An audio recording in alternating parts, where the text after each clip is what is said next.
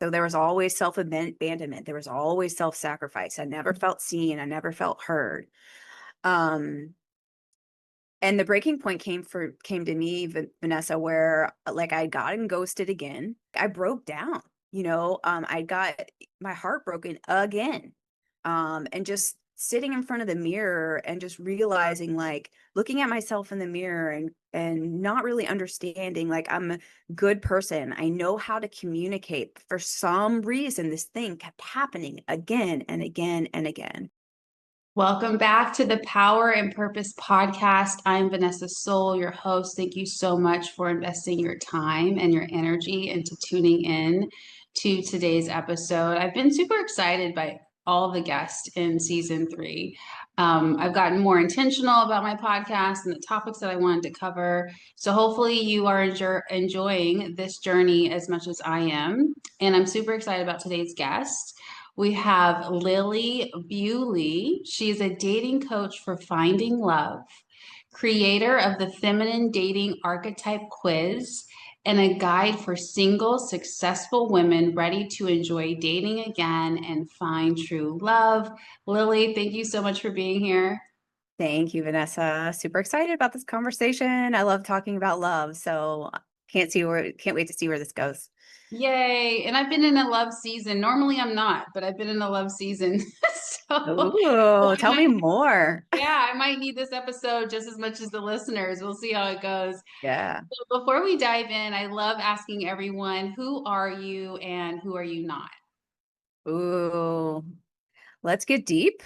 I'm a deep person. In fact, what's funny, Vanessa, is for a long time, my depth was shunned inside of myself, my family, even um, my friends would tell me, don't go so deep on the first date, keep it light, be yourself, but I didn't know who I was. So who am I and who am I not? What a beautiful question. At my core, I'm loving, I'm caring, I'm kind. Who am I not?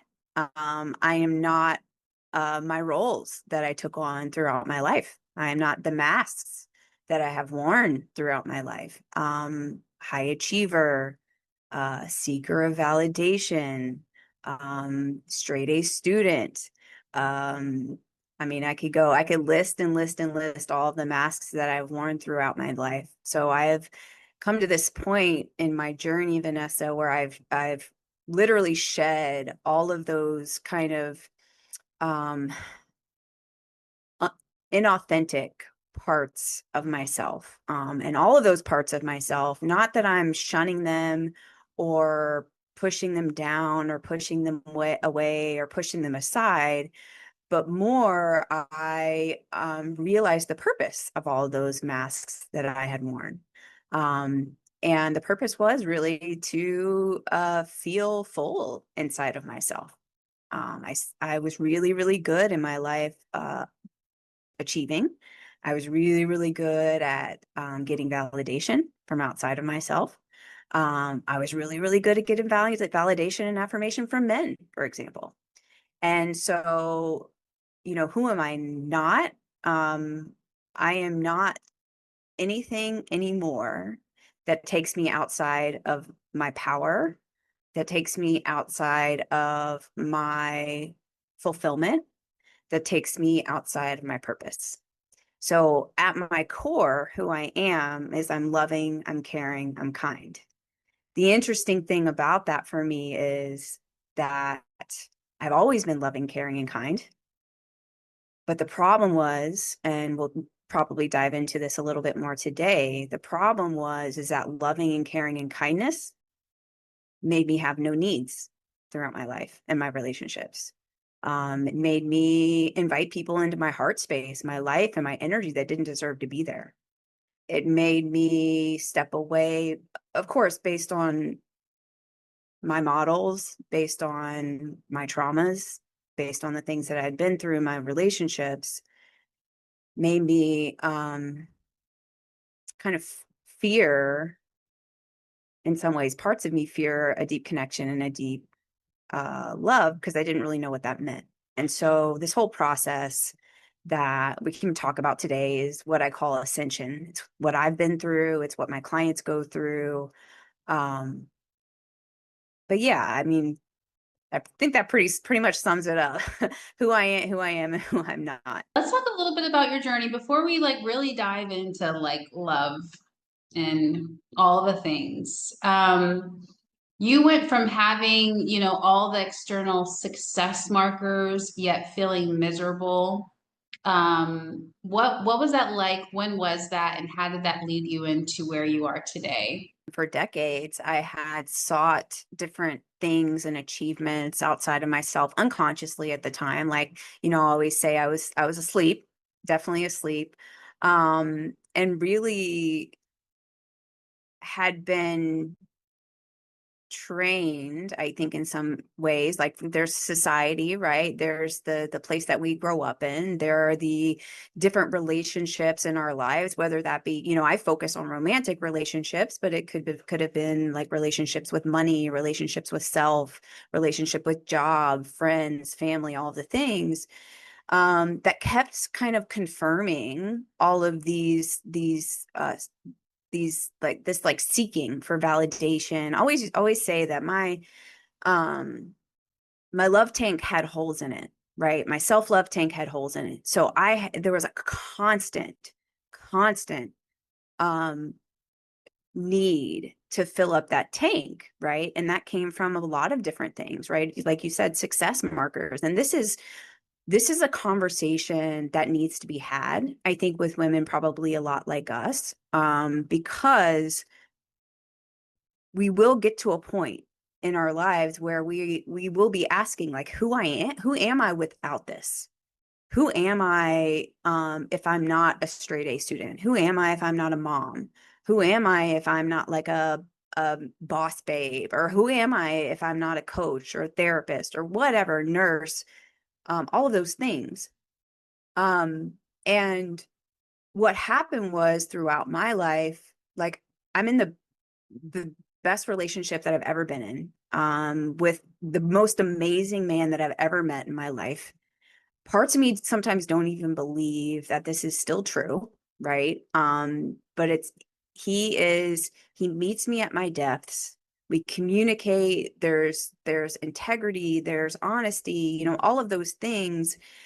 Um, and really truthfulness and authenticity. Like, I don't have to perform anymore to be with him. And that was definitely not always the case with me. Through like decades and decades, like mid until up in probably until my mid late 30s, early 40s at this point, where I kept on seeing the same type of man come into my life, the same Mhm. type, the same patterns that I had, again, been repeating, whether that be not feeling seen, not feeling heard, all of those things. And I really, really got to a like breaking point where I was like, all right, this is not outside of me. This is me. Like, I need to change things inside of myself. And what did that breaking point look like? I mean, I remember there was a time where I just I had gone through this cycle where I was in the chill woman phase, and we can talk more about what the feminine dating archetypes are. So the feminine dating archetypes are literally stages, they're phases in the journey of ascension. The goal is to get to the magnetic woman. Like, that's my goal, to stay the magnetic woman. My clients take on that goal. But essentially, I was in this like chill woman phase where I was always anxious, always overthinking in the dating process. I was always self-sacrificing my body to kind of stay connected to this person or this relationship. So there was always self-abandonment. There was always self-sacrifice. I never felt seen. I never felt heard. Um, and the breaking point came to me, Vanessa, where like I'd gotten ghosted again. I had um really kind of created this attachment. I don't even remember who it was, just because it's like, again, same face on this, like on this one singular pattern. But I just like I broke down, I got my heart broken again. And just sitting in front of the mirror and just realizing, like, looking at myself in the mirror and not really understanding, like, I'm a good person. I know how to communicate. For some reason, this thing kept happening again and again and again. Um, Despite a lot of work actually I had done on myself, which is very difficult, right? Sometimes is that, people that are into self-development and self-work, like I'm sure your audience is, it's very hard, when you see a pattern and it's like, I cannot get through this. I don't know what it was. So it was really just me, just again, being heartbroken again, disappointed. I remember the exact night, and it's just like, why do I keep getting ghosted? Yeah. Yeah. And it was me, really, more than Right. anything. Yeah. Right. And it's so relatable. I think many women, we've had those moments where we feel that heartbreak and that despair and that, I mean, it's awareness, but there's also other emotions there's some deeper emotions. I don't like to say negative or dark, but some people might relate to that, that sadness that happens. And it does kind of awaken us up in a sense. And so I love this direction so far. You dropped a few of the types. I want to get into more of those feminine dating archetypes and how Mm. they reveal love blocks. Ooh.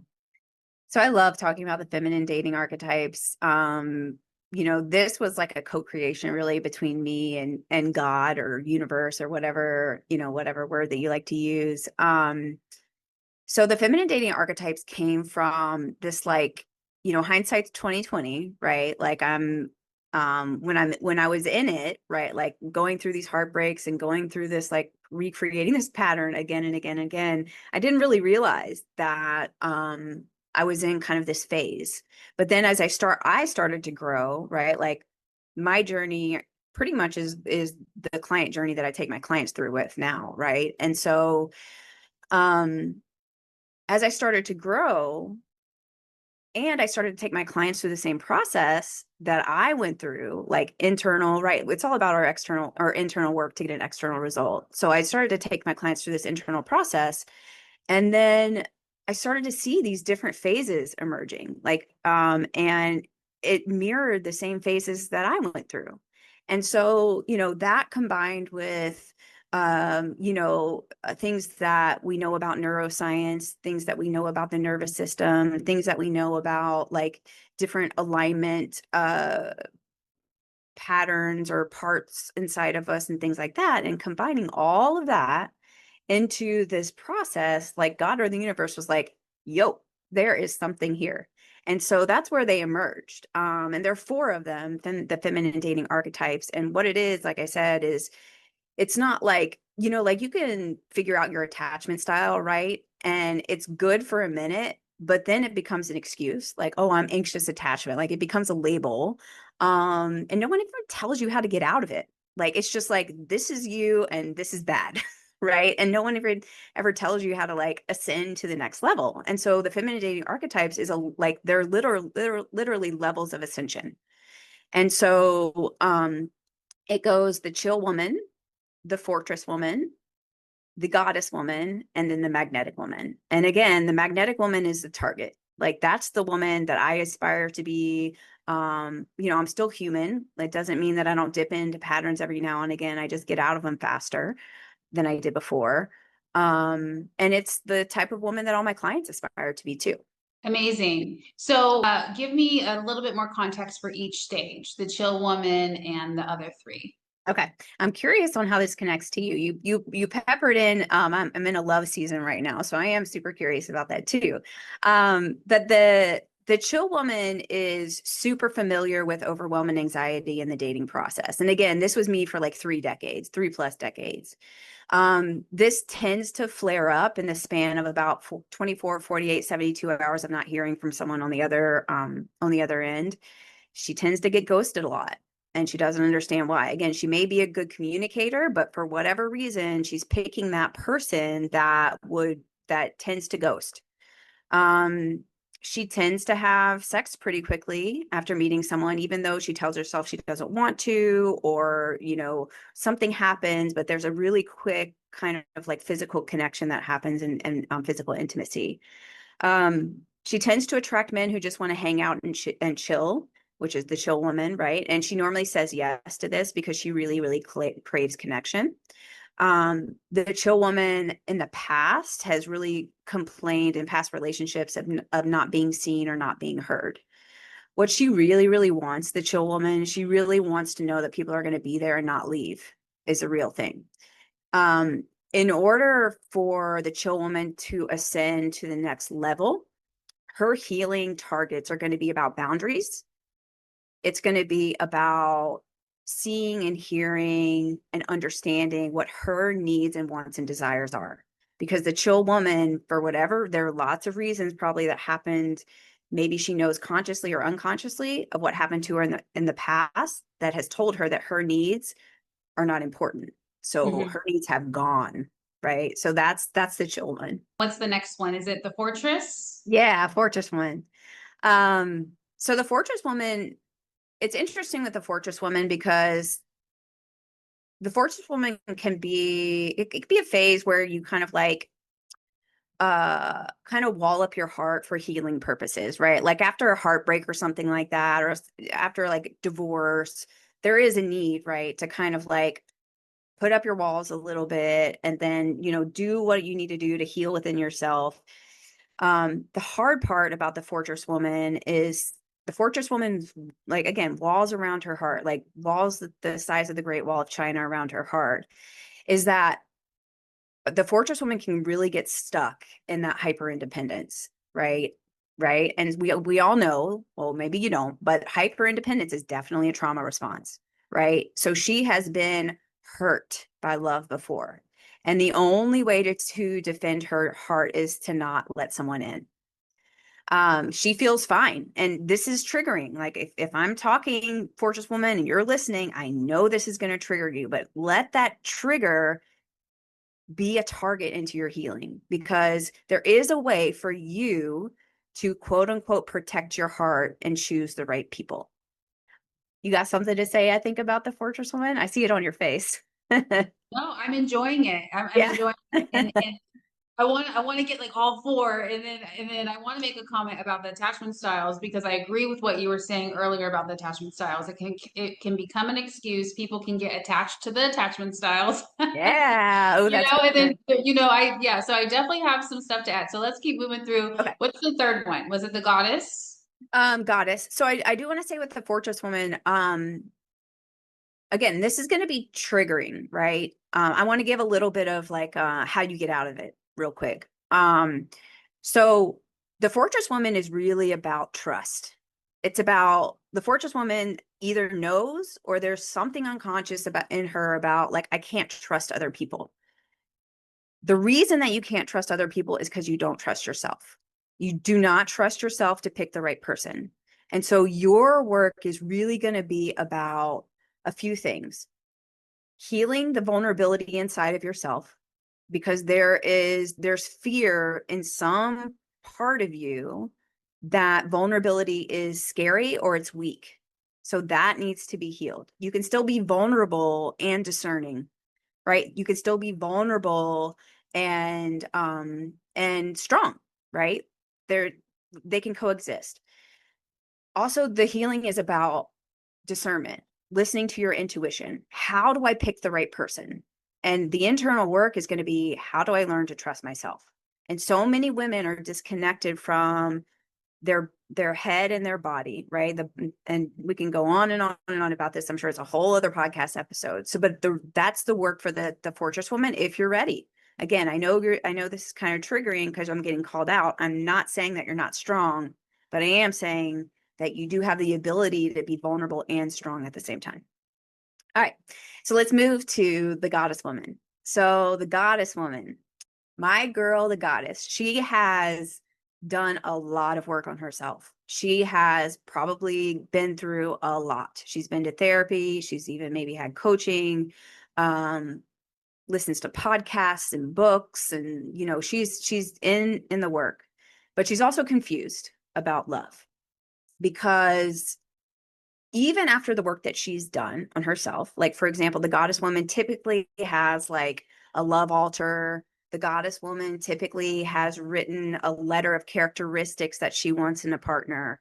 She typically has written a letter to her dream partner, but there is a misalignment between what she thinks that she wants and what is showing up in her dating life. She typically attracts feminine men. She doesn't understand why. She really craves a masculine man, but again, there's a mismatch between what she wants and what's showing up for her. There's also a mismatch in her about her outward perception of what she's portraying on the outside of herself, like whether it be social media or friends or what have you, to again, what is showing up in her dating life. So there's a lot of confusion about love and dating. She cannot seem to get this part of her life right. She is definitely wanting a conscious relationship again, but that type of partner is not showing up for her. So there's a lot of, deep down, the goddess woman wants to be coveted and chased, but then there's also an edge for her about vulnerability. Now, here's what's interesting about the goddess woman. To ascend to the next level, the goddess woman really, really needs to heal the perfectionism inside of herself, because she's expecting it on the outside of herself. And she also needs to heal these aspects of her that really, really want that tight grip on control. She has an idea of how this love thing should play out for her. And if it doesn't, it's confusing, or, things happen, right? Like there's definitely a relationship between control and perfectionism that she needs to look at inside of herself. So relatable. Yeah.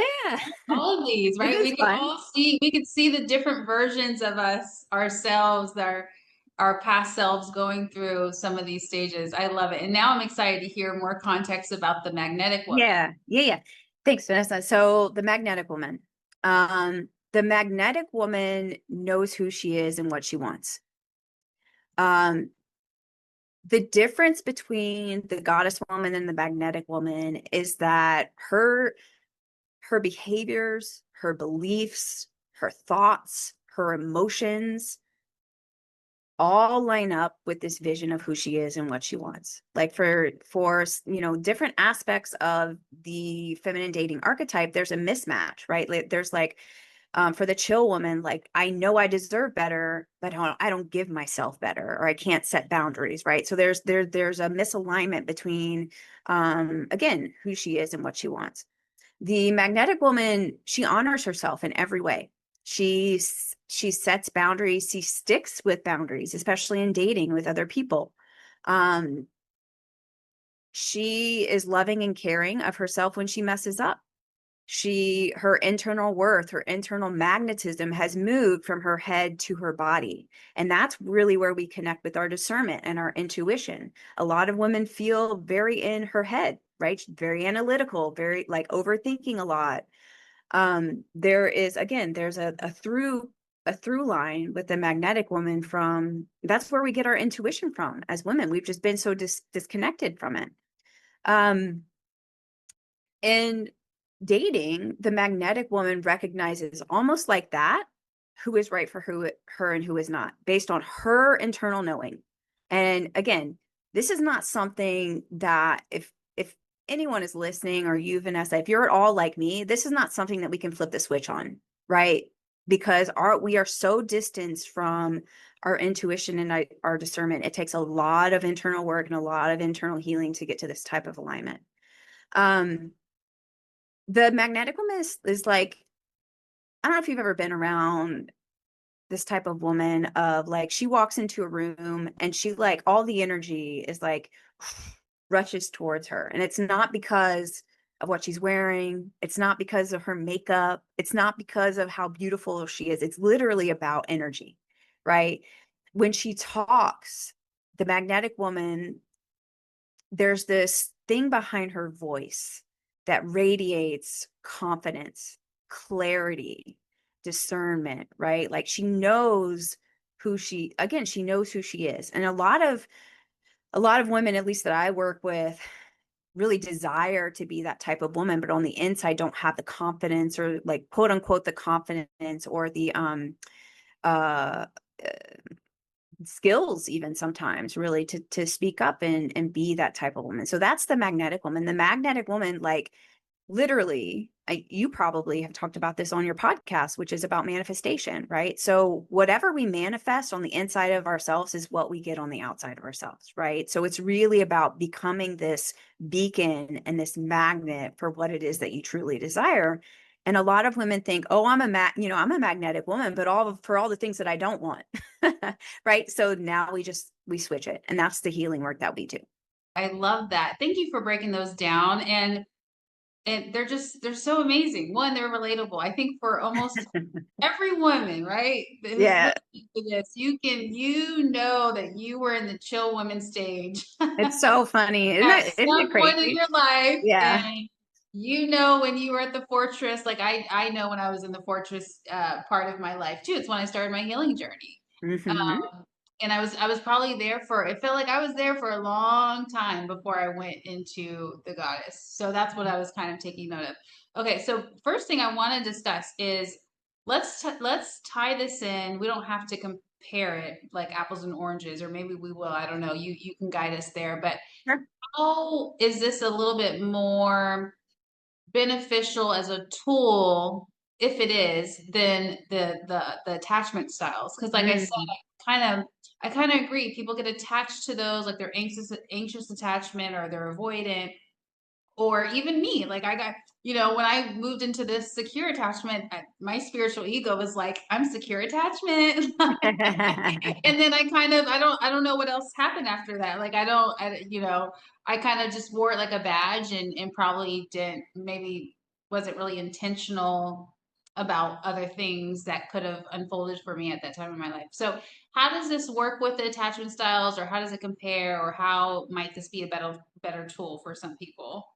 Yeah, great question. So, I mean, you can, if you know anything about attachment styles, you can probably kind of get, like, again, this came from, right, like what we do, right? Like we assimilate all this information that we take in, right? Like, so the attachment styles, there's a little piece of that in there. There's a little piece of, like, again, polyvagal theory, nervous system regulation. There's a little piece of, like, internal family systems and parts work. There's a piece of my journey, and then there are pieces of all the clients that I've worked with, their journey that kind of came in and was like whoosh, like right into me, like this is it. This is something. So there are little pieces of the attachment style, right? Like the chill woman is probably anxiously attached. She's probably, right. The fortress woman, probably avoidant. The goddess woman, probably disorganized attachment, right? So what I really want the feminine dating archetypes to be is an empowerment tool, right? Because it's like like we're passing through gates, really.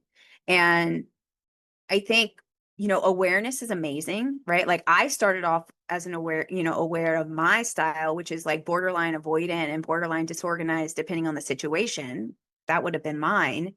But awareness without action is just procrastination, right? And so I think what's difficult in personal development, at least it has been for me, is that, and probably, on top of that, the different voices of our inner critic, which our inner critic actually came from probably some trauma that had happened to us in the past, like that there's a reason that that inner critic is inside us, combined with personal development kind of like standards, which is like, there's something wrong with you. I need to be fixed, which in my world is not true. In my world is there are patterns, like that is a truth. And here's how you ascend. Here's how you get to the next level. And I think for me, what I'm hoping is that the feminine dating archetypes is really that empowerment tool, because literally I can tell you, like I regularly host master classes and I have Q&As at the end, and women will come and they'll ask, like, well, what does a modern woman need to do in order to get to dating? That is not me. Like, no, that is not me by any means. I don't know if you can tell, but I live in the depths. It's my gift, like that's where I live. And so there, in my view, there's no tip, trick, strategy, or hack to to get you to a point where you are attracting your dream partner or attracting your epic love or having a love in your life that you've never experienced before. So I have this gift of, if someone asks me a question, I can tell you probably almost with 90% accuracy what your root cause wound is, right? Mm. And so there's always going to be a root cause wound, and that is what this is all about, right? Like for the goddess woman, for example, she has again done a ton of work, but perfectionism and control for her are actually protective patterns. So the root cause is under that protective You're pattern. going deep. I know, yeah, I'm getting all the chills and stuff. I told you, like, I live in the depths, right? And like, Yeah, for those women that are really, really, I'm getting the chills again. Woo. me too. I'm getting them at the same time you are. Ah! For those women that are really, really ready, to break this and it takes a certain level of like, I'm ready. I want to get this done. I'm tired of this BS happening. Here we are, right? And we will talk about me because I feel like you could probably use me as an example. But before we do, what is the love awakening blueprint? Ooh, yeah. Love Awakening Blueprint is a 4-step process. The first step in the process is look at your patterns as information, right? I really would love for us to stop in the personal development space as looking at our patterns as bad, because our patterns serve a purpose. So our work is to determine and to, instead of letting go, turn towards the pattern. Get curious about the pattern. Look at your pattern as information. Like, what purpose are you serving? Right. And start to ask. And the second step is that start to ask again, what purpose are you serving in my life? What is the payoff for this pattern? Right. Then you got to get to the root cause of, again, there is always a root cause wounded part of us. So I always hear, I don't know your story, Vanessa, but I used to tell myself this. All of my clients tell their friends and their families that dating sucks. Dating sucks, dating sucks, dating sucks. That's a story, right? So it's not, and you can find, like I hear like dating experts on podcasts these days, and they're like spewing all these facts about divorce and dating and how it's horrible out there. That is not where I come from. The world is abundant, right? The world is abundant. So it's not that dating sucks, it's that your experience with dating sucks. So how do you change your experience? And this is all what the Love Awakening Blueprint is about. So the next step is, what is the root cause wound? What is the wounded part of you that is leading your dating process, right? It's not you. It's about a wounded part of you leading your dating process. So what is that about? What does it need? What does it need from you, etc.? Yeah. And if we look at it through that lens, it's like we're not victimizing ourselves or villainizing the dating pool of people. It's not like a personal attack or anything. It's literally just more of an observation. Like, what is this? Is this the abandonment wound that's still showing up? Is that still my root cause? Is it the Mm-hmm. betrayal wound? You Mm-hmm. know, I don't know if secrecy is a real wound, but I think that was like one of my wounds. I've had Ooh, secrecy, but maybe it's something else. I don't know. Maybe that would fall underneath betrayal. But yeah, just recognizing and increasing your self-awareness, it completely changes how we operate in our dating life. And I love that you're bringing it up. People say like my dating or the dating life sucks in your 30s or it sucks in your 40s. It's like that's your experience. It's yeah, mirroring back to you. yeah, Um, your perspective on it, yes, and the more intentional you become, yes, things might start to shift. So I yeah, love that. Thank you for yeah. dropping. Yeah, and limiting beliefs like that, just in general, limiting beliefs are protective beliefs. Yes. So, again, what are those limiting beliefs protecting you from? That's the question. And that's how we get to this really internal ascension, internal transcendence, internal alchemy of people say that they want to be authentic in their dating life. Oh, authenticity, all these things, but they don't know who they are. So how can you be Yeah. authentic? Like seriously, like how can you be authentic literally if you really don't know who you are at your core? How can women in their 30s, 40s, and 50s reconnect with hope and excitement in the dating experience in their dating lives? Ooh, um, well, first of all, I think it's about mindset, right? Which is what we just talked about. And it's not all my work is definitely not all mindset if you can like if you haven't figured that out by now. Um, Reconnecting with joy and excitement is actually reframing on the inside what joy and excitement is for you, right? Because when I was a chill woman, joy and excitement was me going out, partying, having one night stands, like, right? And that was awesome. And that was fun at the time. But what I didn't realize was that was chipping away at my self-worth. It was chipping away at my confidence in myself, even though on the outside of myself, like I could pull them in, right? Like I could still do it if I wanted to, right? But there's a difference between, um, again, if you are feeling inside of yourself that your behaviors, your thoughts, your emotions and your beliefs are not lining up for the most part, right? Like I'm a human again, like I err, every now and again, but again, I come back to myself more quickly. Um then and a lot of women, again, this is the deep level conversations, like a lot of women, especially because they have this like kind of outward focused identity, right, that they're carrying. A lot of women know that they feel misalignment inside of themselves, but they don't know what to do about it. And that's how you Yeah. find joy and excitement, right? Is not only you act in alignment with who you are. Like how awesome is that?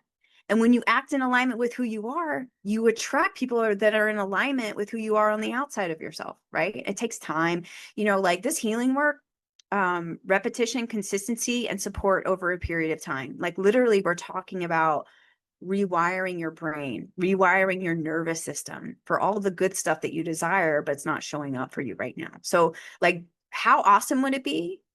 And we go through all of this, like in the process over here, in Lilyland. Um, how awesome would it be for dating to not feel stressful, Mm-hmm.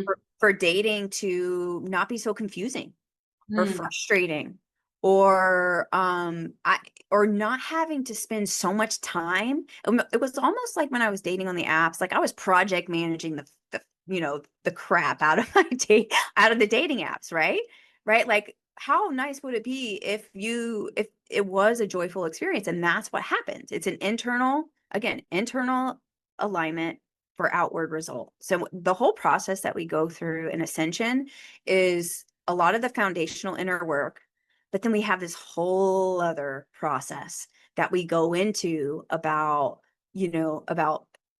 a whole dating system that we have Yeah. that works, that really,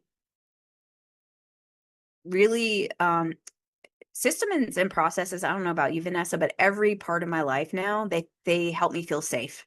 And Yeah. imagine that the systems and processes that whoever's listening have in their business or whatever it is that they have, and it's into the dating life, right? And so that's what we do. So good. I love this stuff. Oh my gosh, this is so insightful. And I know we're probably running out of time soon. So I'll just briefly mention, just so you can use me as an example, maybe. I don't know. We'll see what happens. Yeah. But I had a couple of thoughts. First I'll say my preliminary thought. My preliminary thought is I was kind of like gauging like, my chill woman phase probably lasted like 10 years from like 20 to 30. Oh, wow. Yeah, yeah. Yeah, and then I was thinking like the Fortress woman, 30 was my Saturn return. I'm an astrologer, so I always think about the all the phases in life. Are my Saturn return. That's when the Fortress came out, and that was a heavy time. That protectiveness that you're speaking about, that was there for sure. So I was thinking like, yeah, maybe like 4 or 5. That one was kind of longer, and then the Goddess one. I recognized because you kept saying mismatch between, I wouldn't have recognized what phase that was in my life if you weren't saying the mismatch between Mm, what I wanted. I knew I wanted like a masculine, divine yeah. masculine energy. Kind of got that sometimes, or the person would portray that, and then they really weren't that. And so Yeah. there was some of that happening, but that felt like a very short period. And Yeah. I Same. feel like I graduated from that. I feel like I'm at the beginning stages of the magnetic woman, although I could be wrong, right? Like Nice. Yeah. sometimes we're not as self-aware as we would like to be. But I don't have the control anymore. Like every person I date feels like an adventure. I do Mm, feel pretty clear at every stage of the relationship. And that's so awesome. this year I've had a couple of different relationships, and I wasn't trying to bow out of them early. I wasn't trying to, Mhm. hang on to them longer. It's like I enjoyed it, or I am enjoying it. I'm in a new relationship now. Um, Nice. but it's just like clarity, fun, adventure, peace. There's so much harmony and peace. Even with my most recent breakup before this relationship, it was just like this mutual gratitude for each other. I didn't feel any of the anxiousness or the avoidance or the disorganized. And it was almost like we just recognized that, that we wanted the next relationship that would be more in alignment with our internal process or our internal experience. So Hmm. yeah, any thoughts on that? And then Oh, wow. also, and I know we're running out of time. So with that, and then how do we know? Because where I'm at, you can use me as an example. I'm like kind of sure I left the goddess stage, but like, are there some more clues and hints to where we know that we've actually transitioned from goddess to magnetic? Hmm. Good question. And just like backing up just a little bit, as you heard me describe, and by the way, anyone that's listening, they can go take there's a quiz out there. You can even take it. I'm super curious, Vanessa. It's datingarchetype.com. Um, you may have heard me and be like, oh yeah, that's me, that's me, that's me, that's me, right? Like there are different aspects maybe that these different kind of archetypes maybe flare up, in our lives. And with that said, um, there is probably an archetype that you gear more towards, right? So you're maybe more chill or more magnetic or more goddess. So like again, we operate like trauma will tell us to operate in either or categories, but in my world we operate in both and, right? So two things can be similar at the same time, right? So just heads up on that. um how do we know when we move from goddess to magnetic?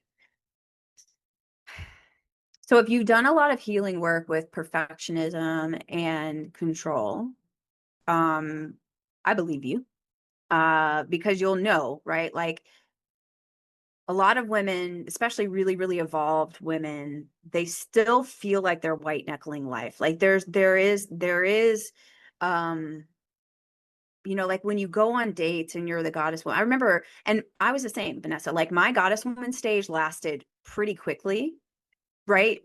Um, and if for whatever reason, the goddess woman is kind of a very interesting phase because you're almost there. Like you were almost there. And you've done a lot of work on yourself too. So kind of like the benefits of doing work. But the parts of you, if you're a goddess woman, that comes up that prevents you from doing that um healing of perfectionism and control, believe that perfectionism and control is the only way to stay safe, right? Mm, Does that make sense to you? yeah, Yeah. So that's the healing work, right? right. Is what's happening inside of you where the only way to stay safe is if you control white knuckle and you're perfect, right? There's a lot of stories in there. Like there's a lot of things that probably happened to you in the past that whether you know them or not, um, that we need to look at. So, like for me, when I moved from the goddess woman to the magnetic woman, it was the types of people that I was attracting that showed me that I was growing. Yeah, For example, like um I surprised myself, like I'll give you an example. 3 dates ish before I met my man. um, I attracted this man who was working for Eckhart Tolle, right? And so a part of me, when I was in the goddess phase, this was kind of when I transitioned, because I knew I there was a part of me that was getting attached, that got attached to this man who worked for Eckhart Tolle. And Eckhart Tolle, for those of you that don't know, is this spiritual teacher. And he was actually a very influential spiritual teacher for me when I first started on this self-development journey, like a while ago, right? Like decades ago. And so a part of me got attached to this idea of like, oh my God, like, how is like, parts of me were like, how is he attracted to me? Like I didn't even see the value inside of myself for this man who was working with Eckhart Tolle, like literally on his team. And so there was a part of me that was kind of attached to like, oh my God, this is him, like this is my king, this is, is he the one, all of these. And I noticed that part of me coming up, right? The kind of the really differentiator between that phase that I was in and then me moving the magnetic woman phase was I had made it very clear with him that I was looking for a long-term commitment. Like I was looking for a man who was actively pursuing a long-term commitment. That was it. So after, 2 or 3 times of talking on the phone, we set dates, but he was very busy, and he rescheduled a couple times. I finally took it upon myself to ask him if we could have a conversation about this. And I when I moved from the magnetic woman, I was able to speak up for myself and say, hey, you seem really amazing. Would really like for this to go forward, and this is what I'm looking for. Is that you? What he said to me was, he didn't say yes or no, but what he did say to me was, and he was working on his third book, again, like this, a part of me, the goddess part of me was like, oh my God, like he's here, like this conscious man, I've been looking for this all my life and all those things. But what he said to me was, I just want to see where it goes. I want to be friends first. I want to see where it goes, blah, blah, blah, blah, blah. And I said, thank you for letting me know, but this is not for me. And that was when I moved from goddess woman to magnetic woman, is when my actions and behaviors lined up with what I knew. Beautiful. What a great example. That was perfect. Yeah, it gave me So so what much. about you? So are you feeling the same way? Like the people that you're attracting just keep getting better and better and better? Oh, for sure. For Good. sure. Yeah, night and day. Like I would say 2025 again, I like to stay very humble. I'm probably in the beginning stages. Like this was probably the first year where I really started to embody that magnetic woman. I do Right. feel like last year she was coming online and I might have tiptoed back and forth between goddess and that. But yeah, the goddess stage was really short. But and even in my own life and I went through like this initiation in my business where like letting go of control, it was, and especially my astrology chart, it was like now or never. It was like you need to let Nice. it go now and just release Nice. it, or you're never going to let it go. And I went through that at the end of last year, and that was, even though it was in my business or in other parts of my life, it also was my teacher, and Yeah. showed me how to do Same. the same Same. in my love life and romantic life. So love that. Oh my gosh, I wish we could keep going on. I And maybe love we'll this. just have to do a part two because there's so much. I mean, even with my notes for our conversation, we didn't even get through half the stuff that I wanted to Yeah. talk to Lilli about, but that's okay. That just means there might be another opportunity for us to align again. So I want to give you guys her links, at least just a few. The rest are in the description box. And then um, after I mentioned the links, Lilli, if you have a quote that you want to leave us with and any other offers or services that you want, or at least just one that you want to bring to our attention, that would be great. So you can go to her website at datingarchetype.com and they could take the quiz there, right? Yep. 2-minute quiz. It'll help them basically reveal their blocks to love and find their true love match, like we talked about today. Amazing. So I'm probably going to take that quiz too. So Yes, please. go. Oh, let me know. Let me know. Let me know. Yeah, I will. Yeah, I'll text you something. So that's the website, and then we have her Instagram, her Facebook, her TikTok, and her YouTube, all in the description. So connect with her. I feel like this is a very powerful conversation for most women if it aligned with you, if it really resonated, and even Mm. if it triggered you, it's still. I think there's still some powerful medicine here. Okay, so over to you. Give us a quote, and then any other programs or services that you want to mention. If it did trigger you, your trigger is your signpost. Like I always call dating Trigger Town. So whatever, again, if you are kind of up, and things are up in your dating life, your trigger is really a signpost to where you need to heal. So use that as your direction. Be loving and kind with yourself, right? Like very hard to do based on what some of us have been through, and I get that. And what I can tell you is this in my life is that when it seems like the same with you, Vanessa, when I moved from changing things about myself out of love instead of hate or fear, that's when it exploded. So yeah, I'll leave it with that. Beautiful. That's better than a quote. All Yeah. right. And then they could find your programs and info on how to work with you on the dating website or Yep. the dating archetype Yep. website. Okay. Hmm. Awesome. Thank you so much, Lilli, for your time, your energy, and your wisdom. Thank you, everyone, for tuning in. Namaste. Have a great day.